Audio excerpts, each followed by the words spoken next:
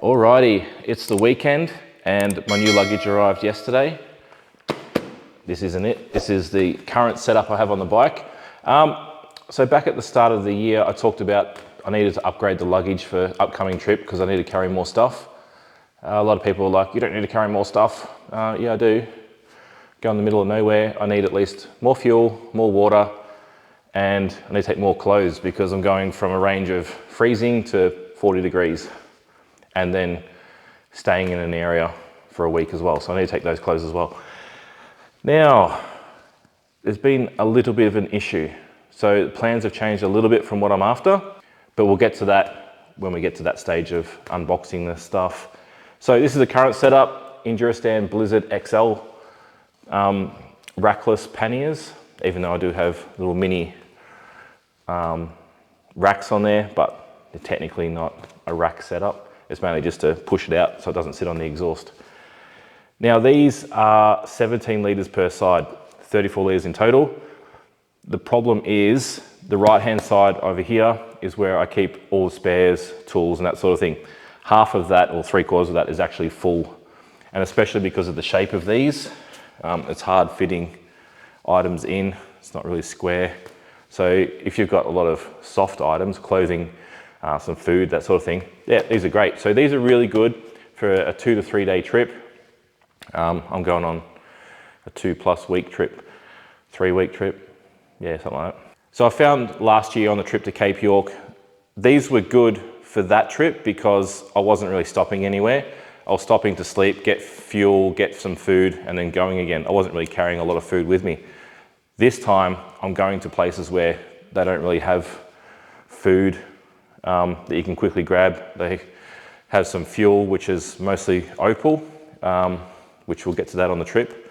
It's a different type of fuel for a very specific reason, but that's later on in the trip, we'll get to that.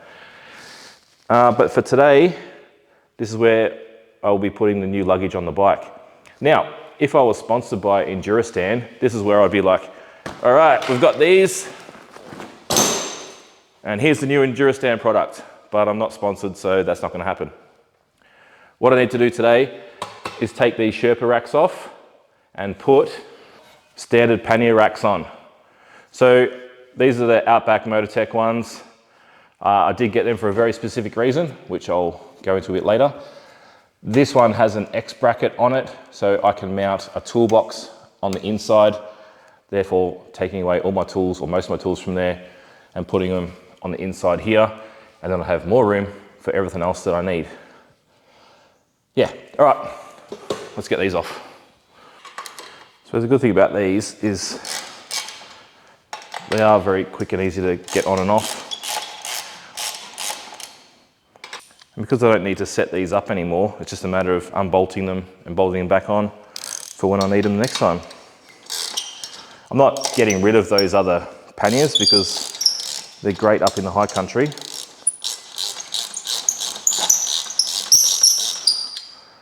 But we're going for more of a touring setup this time.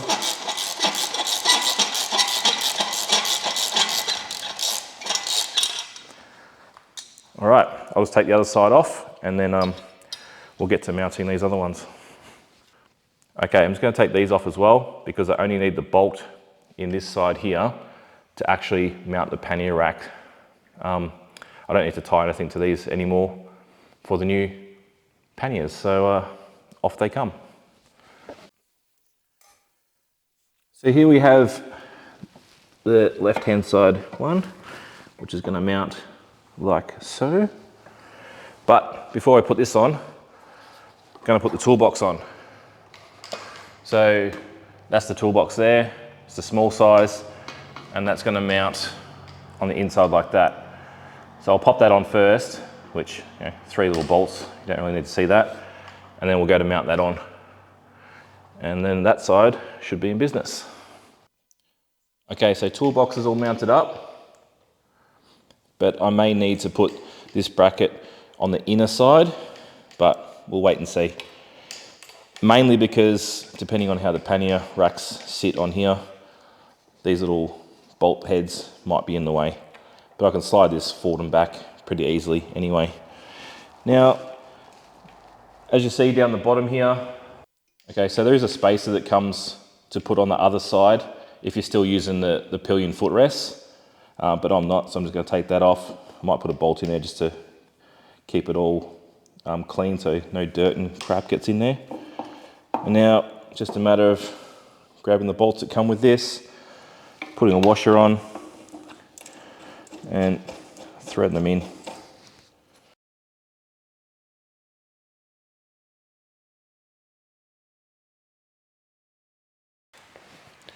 So as much of a pain in the bum this is, these are the bolts that come with the kit.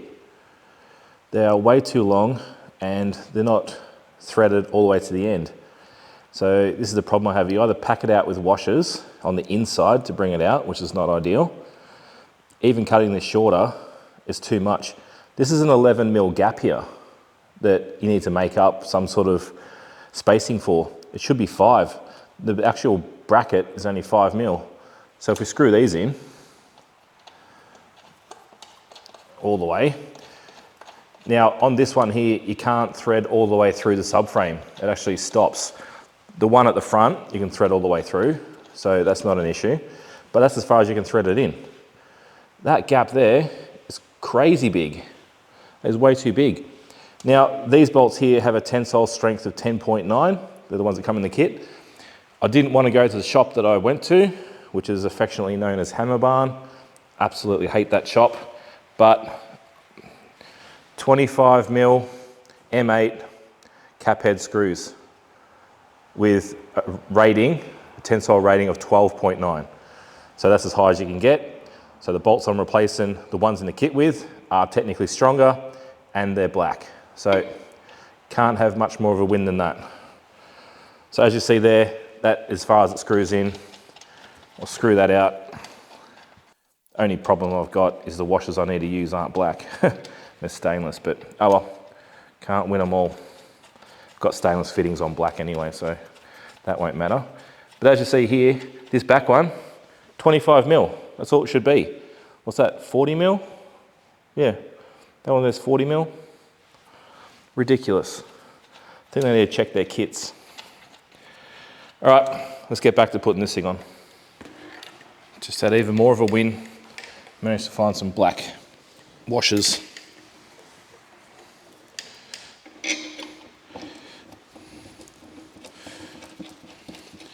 Now, we're not doing these up fully tight because I need to get the other side on and then the cross brace at the back, and then we work it all out. So that's what we're up to at the moment. Just having a look down now. So the chain guard's in line with the toolbox, depending on how much that compresses, which, oh, another thing, I've got new suspension coming, so that's going to change it all again anyway, but I don't think it'll hit. I need to slide this a bit more that way, but depending on how I put the pannier rack on. But yeah. All right, I'm going to do the same to this side now, then I'll put the cross brace on the back and show you that. All right, now we're going to pop the cross bar on. It only goes on one way because it's offset, which means the right-hand side actually does stick out further than the left-hand side. Pretty much to cover off on the exhaust. Just put this side in, put one bolt in. Same deal on this side. Washer, nylock nut. Just leaving everything nice and loose at the moment. And then I'll go back and tighten it all up. Obviously they put the same bolt kits in, sort of no matter what bike you have, but a little bit of looking into what goes what on what bike. I've had 2 companies now in the same week that just have not paid attention to little details. This bracket actually does mount up pretty good. Like it's sitting a little bit tight against the exhaust, but once I tighten this top up, it should be okay. Alrighty, that's actually worked out pretty good. So as you can see, the side with the exhaust is offset, so it's a bit wider than this side, which means you put a smaller pannier on this side as opposed to this side. Now, that's nice and strong, so if the bike does happen to fall over, it'll give me another spot to grab to try and pull it up. So yeah, pretty easy install for these. The only disappointing thing is the bolts that they chose to put in the kit. So I suggest if you're ordering these, get them to check the bolts, or just go and buy M8 25mm long 12.9 tensile black bolts. Cost you an extra $7, I think it was. And yeah, we are good. Now, what bags did I go for these? I will show you right now. So if you've been watching my channel for a while, back at the start of the year, I did a 12-month review on the bike, and I talked about things that I want to change for the upcoming trip. The reason why I went with the Outback Motortek pannier racks is because they were working on some solid aluminium panniers, which work great. They use the Mosko Moto system, slide on, slide off, all good. They were really good to deal with. They let me know what was going on pretty much all the way through. They were due for release the start of April. Now, I got in contact with them and said, yep, that's all good. Let them know of what my trip was and said, I'd love to take these across Australia on my trip. Given that you're releasing them in April, what are the chances of getting them before the end of June for when my trip is? They said, yep, not a problem. They'll all be ready, good to go. We're currently testing them now. We're in the final stages. Not a problem, it'll be all sweet. So if you followed them on social media, you'll see that they've been testing, or a few people have been testing them through Europe and that sort of thing. And then the little email comes and says, they're not going to be ready, maybe. We'll see what we can do. We've got a bit of an issue. We're still testing them. So I've just put a little email together, sent it back to them and said, just let me know if they're going to be ready or not. Worst case scenario, I don't mind paying for them and you send me a pre-production model and I'll test them across Australia. That way, you'll be able to see if dust gets in, how they handle across a big trip across Australia, and you can make your changes suit from them. But I'd be happy with you sending me a pre-production model knowing this. And they're like, okay, sweet. We'll see what we can do. A few weeks go by.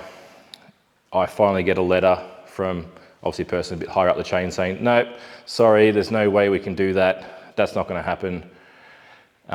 They're going to be ready when they're ready. We're still ironing out a few little bugs. So I'm like, cool. With that, I said, thanks for that. Unfortunately, it's too far along now. I'll have to find another solution, which was an absolute pain because I wanted to go with hard panniers for this bike. Now you're saying, oh, there's heaps of hard panniers out there. Yes, there is, but they were a lot wider than what the Outback Motorteks were going to be. I don't want something sticking out absolutely like wide of this bike. Why didn't I just go with another set of rackless panniers? I could have, but the way I see rackless panniers is if you've got multiple bikes, it's a great system to go in between, or if you're constantly going out in the bush, that sort of thing. That's why I have the Endurostand ones that I have for when I go out the bush. It's all good. It doesn't take that long to swap in between the two. Like that only took maybe 5 minutes if I wasn't filming. For this trip, I wanted to take more water, more fuel, more camera gear, more clothes, because I'm going to be taking my time this time and staying in a spot for a while before I trip back. Now, what did I go with? My main concern was security. As with the last trip, I had a bit of an issue with some locals trying to go through my bags. That's still an issue I haven't really resolved yet. I've got an idea of how to fix it, similar to the secure straps that I used on the Endurostand bags, but they're out of stock and I don't know when they're getting stock in. So I'm back to square one with that there. But what did I go with? This massive box. What's in the massive box? Let's have a look. Still went with the Mosko Moto Backcountry system. So if you flip it around, you'll see the plastic on there. That plastic setup is exactly the same as what Outback Motortek were using on their hard panniers. So you can just click them on, click them off, and away you go. These do have a metal bar across the top, so you can thread a secure metal strap through there. The Mosko Moto ones are the ones that are out of stock. So they are a little pricey. These are actually, from what I worked out, between the hard panniers and these work out a little bit more expensive than the hard panniers. So that's a bit of a pain in the bum. Oh, and also on the back of each pannier for water bottles or fuel, depending on how we go. These, what I've looked up, can be an absolute pain in the bum to mount. So I'm going to mount them first and not film that, because there's probably going to be lots of swearing and that, which I don't really want to put through here. And then we'll show you how the rest of it mount up. Oh, one thing with Mosko Moto, if you're into stickers, you get a whole sticker sheet. You don't just get one sticker, you get the whole range. So yeah, you're paying a lot more, but you get some cool stickers. Okay, I thought this was a possibility. So this bracket, I need to mount on the inside. So I need to take this off, take the toolbox off and remount it, because this is the plate that you need to mount up so the bags slide on and off, and it's just sitting too far out for the brackets to go on. No big deal. Yeah, it was a 50-50. Couldn't be bothered watching another video on how it actually goes on, because actually I don't think there is one with the toolbox. They mount like a rotor packs and that on there, but anyway. Yeah, no big deal. So these mount on and then the bags slide on and off. Just got to choose what position you want them in. And I'll mount the attachments on the bags and then we're good to go. Yeah, let's do that first. All right, that's a much better setup now, even though everything has to be threaded from the inside, but makes it a bit more secure even to try and nick it, especially once the bags are on. All right, so we've got this plate to go on. I've spaced this out like that so they can sit perfectly in the middle with a little bit of leeway. And if I sit it like that, it goes up and down, sort of what I want, which will be good. But what that means is we've got these little blue brackets now, and these have to go on the back, sit there like so, just get in the right spot. All right, so just want them on there so they stay there by themselves. A bit like that. You've got all that playroom now. And then once these are tightened up to how you want them, or in the position where you want them, take one out at a time and put a little dab of Loctite on them, and they're not going anywhere. Just do some little measurements to make sure it's all good. Put the other two on, and we're in business. Okay, that's all screwed on all nicely. Then you get your bag.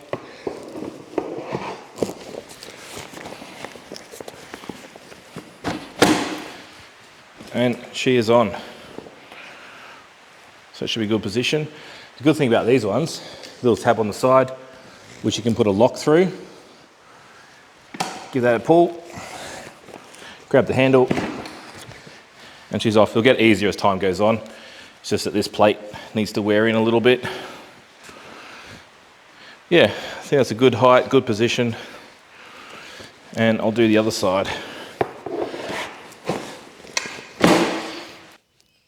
The Mosko Moto bags are fitted, so that actually wasn't too bad, except for the wrong bolts being in the kit. But yeah, that's easy to fix up. And the good thing now is, security-wise, if I get to a hotel, motel, I don't have to fully unstrap everything, retension everything down. It's just a matter of grabbing the handle, pulling the lever, and off we go. They're still a bit tight at the moment because they're new, but that'll wear in. And you can put a padlock on this lock here, so I'll get some smaller padlocks and do that. So there we go. There we go. So she's on. That'll wear in a little bit. I still need to run the Krieger US 40 bag on the back. That has all my sleeping gear and my tent. I'd like to get some smaller stuff, but the issue I've got with the tent is trying to find smaller tent poles, because at the moment the tent poles, smallest I've got is about that when it folds down. So whatever fits in anywhere But yeah, at least now I can carry a little bit more stuff. I can put my full camera bag in here. I can put my full drone bag in without having to compromise bits in different bags. So yeah, hopefully that was helpful in some way. We're getting there. Next video, which I've already filmed, I'm just waiting on a few outcomes either way. Some twin finger clutch and brake levers. So the other thing I'm still waiting on is the suspension for the bike. The rear is not a problem, that's a full exchange unit. So unbolt, put the new one in. The front, I need to take the full suspension out, take that up to Sydney. They're gonna put it in for me, and then I'll come back, put it back in the bike. That's gonna probably leave me a week before I need to get going on the trip. So few things to finalize, and also the actual route. Some tracks are open, some tracks aren't. That's something I think I'm just gonna have to wing no matter what. As you can see here, we've got some fog coming in, so a bit mysterious. So yeah, I've got a rough route. Well, it's a bit more than rough. I've got a definitive route, but that can change on a day-to-day basis. I could get to a point that is closed and it might open the next day, but I've already detoured, and yeah, that's the Outback for you. So you just got to take it as it comes.